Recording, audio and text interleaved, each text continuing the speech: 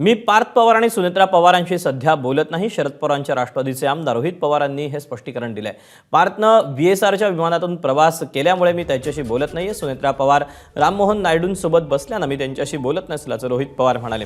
पार्थ सुनेत्रा यांच्याशी बोलण्याची इच्छाही नाही। पार्थ सुनेत्रा काकींनी अपघाताची चौकशी लावली तर त्यांचा सत्कार करेन असं रोहित पवारांनी म्हटलंय।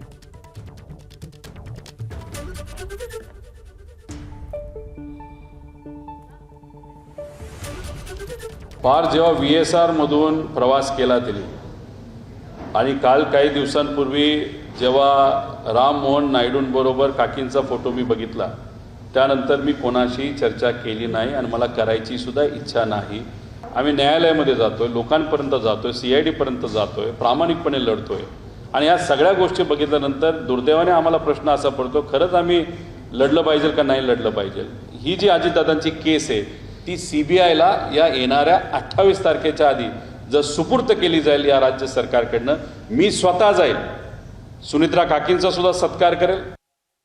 आता काही दिवसांपूर्वी पवार साहेबांना भेटण्यासाठी सुनील तटकरे गेले होते आणि त्यांनी प्रतिक्रिया सुद्धा दिली, आपण सर्वांनी त्या ठिकाणी बघितलं।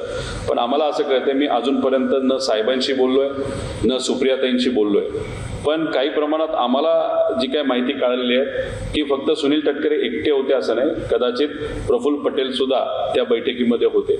आता याच्यात चर्चा काय झाली हे मला तरी सांगता येणार, राजकीय चर्चा झाली असावी, पण पवार साहेबांनी या बाबतीत क्लॅरिफिकेशन केलंय की अजिबात याच्यात राजकीय चर्चा कुठंच झाली नाही, आरोग्याच्या बाबतीतली चर्चा होती। त्यामुळे साहेब बोलतात तसंच काहीतरी घडलं असावं। ABP माझा, उघडा डोळे बघा नीट।